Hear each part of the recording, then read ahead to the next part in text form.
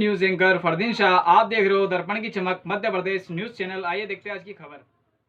ग्रामीण क्षेत्र भावगढ़ क्षेत्र में सरदार वल्लभ भाई पटेल की जयंती के उपलक्ष्य में पाटीदार समाज द्वारा जन जागरण यात्रा निकाली गई, जिसमें कोरोना डेंगू बीमारी से बचाव हेतु सावधानी ग्रामीणों को बताया गया एवं जय जवान जय किसान के सम्मान यात्रा के द्वारा। आइए देखते हैं हारून कुरैशी की रिपोर्ट, ब्यूरो मंसूर।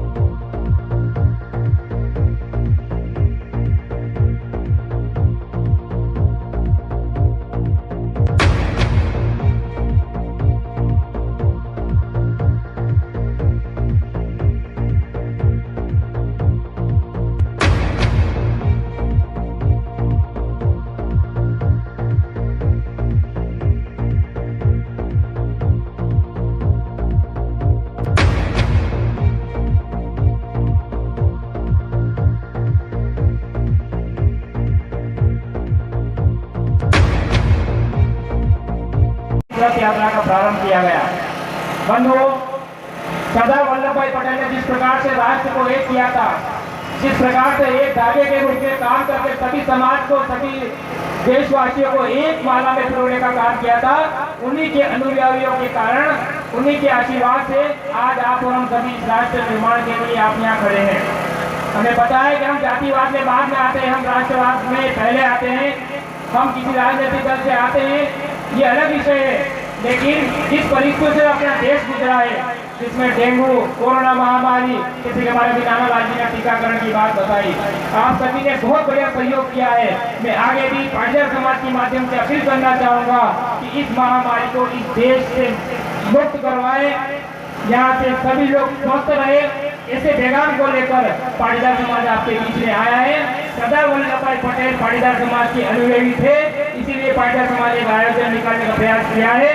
मैंने सर्वप्रथम हमारे हरिवल्लभ जी से थोड़ी सलाह करी थी। मैंने कहा था भाई साहब इस प्रकार का रथ का आयोजन पहली बार करना चाह रहे हैं, हम सभी समाज के बीच में जाना चाह रहे हैं, हम ये पैगाम लेके जाना चाह रहे हैं कि राष्ट्र निर्माण में आइए हम सब एक साथ खड़े होकर एक कदम से कदम मिलाकर इस भारत को महामारियों से मुक्त करेंगे। उसके बाद में हम अपने राष्ट्र निर्माण के लिए दिया जाता है, वो निश्चित रूप से हम सब इस देश के निवासी, भारत के निवासी, हमको गर्व होता है कि ऐसी विलक्षण प्रतिभा और ऐसे व्यक्तित्व के धनी जिनका इस देश में जन्म हुआ और उस देश में हमारा भी जन्म हुआ, हम सब सौभाग्यशाली है। इस प्रकार से सरदार वल्लभ पटेल का जीवन राष्ट्रभक्ति में वैसा भी स्पष्ट, देश हमेशा ऊपर रहना चाहिए, इस संकल्प के साथ सरदार वल्लभ पटेल ने अपना जीवन व्यतीत किया। देश सबसे ऊपर।